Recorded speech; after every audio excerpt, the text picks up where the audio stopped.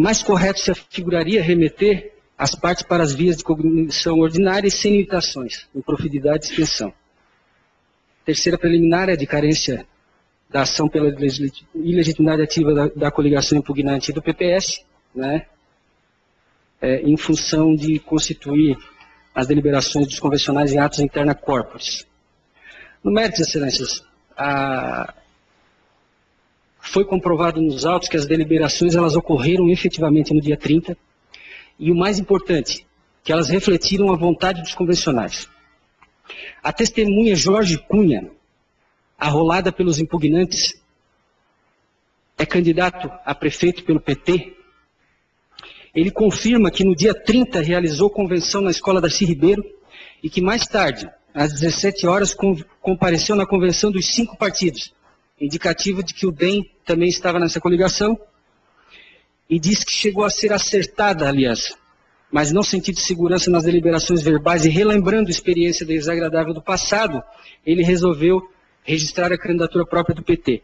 Chama a atenção aqui, né, que a testemunha dos impugnantes, arrolada pelos impugnantes, que hoje é candidata a prefeito pelo PT, ele confirma que a aliança entre PSDB, PT, PDT, PPS, ela foi dissolvida no dia 30. E essa aliança, eu vou mostrar aqui para Vossas Excelências, ela refletiu nas demais composições. Então, o motivo da dissolução dessa aliança, que foi o estado de saúde do Nenê Colares, que era o candidato do PDT, também está comprovado nos autos.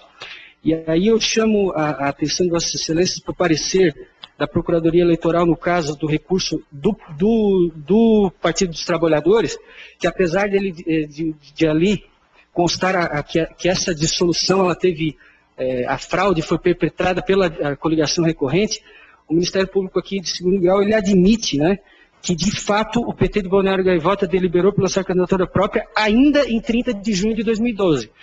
Então essas notícias de jornais, de que no dia 2, segunda-feira, a chapa, coligação seria PDT com vice do PT, ela não se sustenta pelo próprio depoimento do Jorge Cunha, né, assim confirmado pelo Ministério Público Eleitoral. O Tiago Godinho, ele também foi arrolado pelos impugnantes, ele é filiado ao PPS, e ele disse que ficou só até às 16h30. Questionado sobre o que foi decidido, ele respondeu, ficou decidido? Não, decidido não, porque eu saí um pouco antes, mas estavam vendo. Estava em uma reunião e não estava na hora. Daí não sei se o PT chegou depois, daí eu saí. Mas o mais importante desse depoimento é que ele diz que questionado pelo impugnante sobre quem estava coordenando lá a convenção, ele disse, eu creio que foi o candidato que desistiu, o Nenê Colares. E na sequência, questionado se na segunda-feira o Nenê Colares ainda era candidato, ele disse, não, já não era mais. E aí o juiz pergunta, mas como que você soube disso? A testemunha dos impugnantes disse que eu trabalho no bar. Balneário Gaivota, um município pequeno, ele já sabia, então, na segunda-feira, a convenção de todos os partidos se realizou no dia 30, na segunda-feira ele já sabia, então, que o Nenê Colares não era mais candidato, né, o que reforça a tese da coligação recorrente. Francisley Martins da Silva, presidente do PSB, eu não vou ler todo o depoimento dele aqui, mas ele também confirma que existiam as tratativas, que o ambiente estava sendo tumultuado, e que já existiam conversas e tratativas com os demais partidos, e já existia expectativa pelo PSB na formação da coligação. E que a deliberação final foi tomada das 17 horas em diante. Da mesma forma, João Carlos Ralph Porto, do PMDB, né? José Fernando Borges da Silva, explica, ele é do PDT, ele explica que existia uma expectativa de uma coligação com o Partido Progressista no início. Várias conversações, né? Não se confirmou. Foi para a convenção contra as ideias. Chegou na convenção uma proposta do PT. O pessoal do PT também compareceu na nossa convenção, mas foi abortado, não chegou no acerto. Depois houve uma desistência do candidato do PDT. Foi uma convenção bem conturbada. João Manuel Amorim, ele é membro do diretório do Democratas, ele confirma que o Democrata chegou aí no Salão Santo Expedito, que é onde estava essa coligação que foi dissolvida no dia 30, que é essa pretensa coligação que foi dissolvida no dia 30, né? E ele também confirma que o Nenê Colares, porque que ele desistiu, ele disse, ele adoeceu. Aí sobre o prazo ele não soube dizer, mas ele disse, ele adoeceu. Essa testemunha também é dos impugnantes. Tá? Certo. Então, já foi argumentado aqui a questão de que as atas não precisam ser assinadas no dia, a precedente do nosso Tribunal Regional Eleitoral. Há precedente também do Tribunal Superior Eleitoral que não é necessária a ata de convenção ser lavrada em livro aberto e publicado pela Justiça Eleitoral naquele ano, pode ser os livros já abertos, né? E o ato de colar a ata digitada no livro é normal e inclusive, em determinados momentos, até recomendação do cartório para efeitos de conferência com os manuscritos. Sobre os jornais, rapidamente, jornais do interior, tratam-se de jornais de interior cuja sede fica em Sombrio. Não há provas de que acompanharam as convenções até o final. O Correio do Sul foi comprovado, ele possui forte vinculação com a coligação impugnante, e, na verdade, os demais jornais teriam sido induzidos por ele. O próprio Ministério Público, na inicial, cita uma coluna do jornalista Guilherme Scherer, do dia 26, dizendo que o que ouvimos até o presente momento pode mudar completamente, como também pode se manter. Isso é antes da convenção, demonstrando a situação conturbada, até mesmo ocorrida porque todos os partidos deixaram para fazer a convenção no último dia, né? O Jornal da Praia diz que o Democratas também estava na coligação entre PDT e PT, as folhas 119, e na inicial, um jornal de 6 de julho, depois do registro, ainda diz que o DEM estava com o PDT de Nenê Colares. Para dizer para Vossa Excelência e concluir que não houve fraude, o que existe é uma grande confusão e informações desencontradas da imprensa que devem ser interpretadas em favor da liberdade democrática. As provas devem ser interpretadas em favor da manutenção da normalidade do pleito, até porque na aplicação da lei eleitoral o juiz atenderá sempre aos fins e os resultados que a ela se dirige, abstendo de pronunciar nulidade sem demonstração de prejuízo. Artigo 219 do Código Penal. E, por fim, alternativamente, caso Vossas Excelências não atentem para as nossas considerações, o pedido alternativo já relatado pelo nobre relator. Muito obrigado. A palavra ao doutor Alessandro Bob Abreu, para a citação oral pelo recorrido. Excelentíssimo senhor presidente, excelentíssimo senhor relator, excelentíssimos senhores juízes, eminente procurador, colegas advogados, senhores servidores. Inicialmente, com a brevidade, só em relação à preliminar da decadência, em função do litisconsórcio passivo necessário, se tratar de um DRAP, isso já é uma matéria bastante debatida, e até pelo um juízo do bom senso, o DRAP é o demonstrativo de regularidade de atos partidários. Na verdade, tudo depende dele, as coligações, registro de candidatura.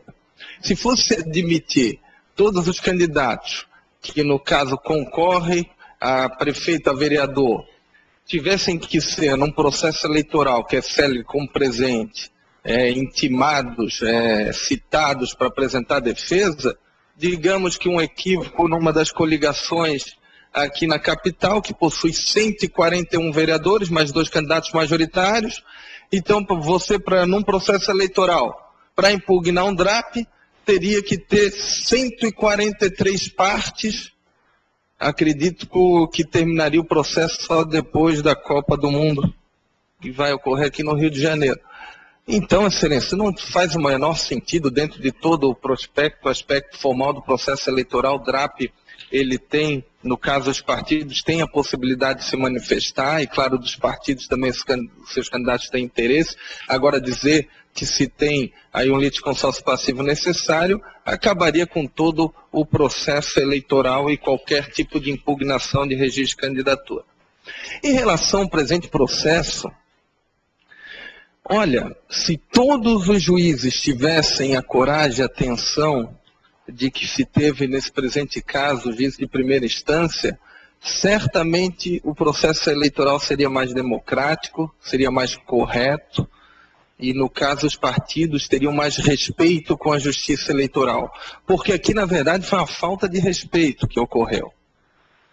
A prova, ela não está pautada apenas em depoimentos testemunhais, está pautada em documentos, numa análise minuciosa, toda uma instrução longa que todos tiveram oportunidade de se manifestar.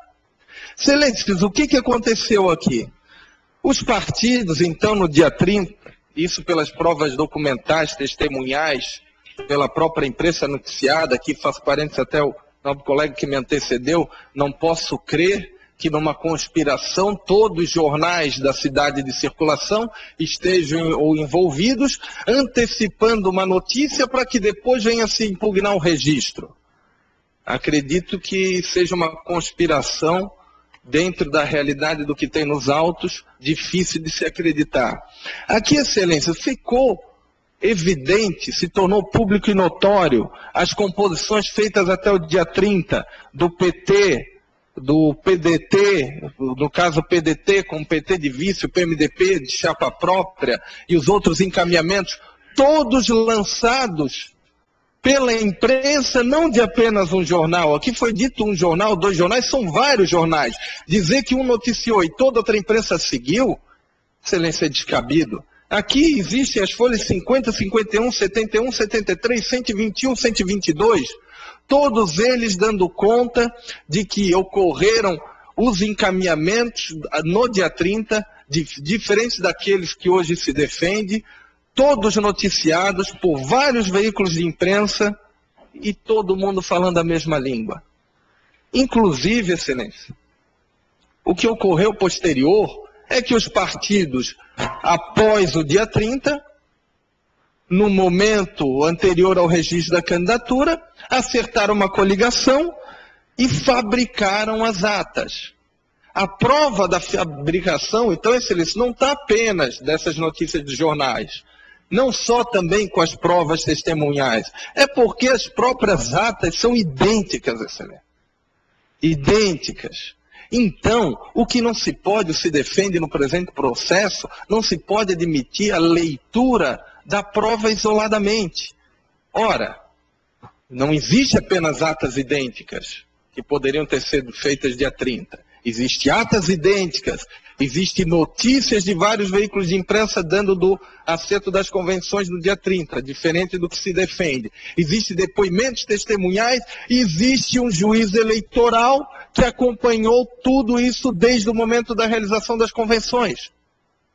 Excelência, é por isso que a douta Procuradoria, ela destaca no seu parecer, e peço vênia para ler. No caso em apreço, pelo que restou demonstrado no caso por diversos depoimentos de testemunhas constantes no CD de folhas 250 e demais provas e circunstâncias consignadas na sentença, tanto os partidos políticos integrantes da coligação apelante quanto esta própria, ao firmarem convenções inexistentes e com data retroativa, procurando aparentar licitude às manobras perpetradas, apostaram na impunidade de tais atos, o que não pode ser aceito por esta justiça eleitoral, impondo-se assim o desprovimento do apelo, mantendo-se muito bem lançada a sentença recorrida.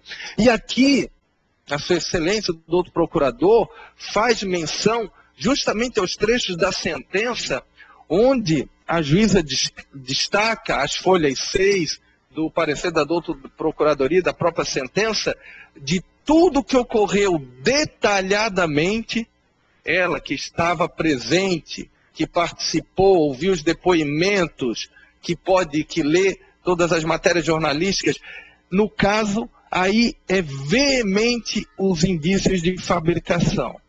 Então, Excelência, por isso destacar, como bem destacou a douta Procuradoria, a conclusão lançada na sentença quanto aos ilícitos perpetrados pela coligação apelante em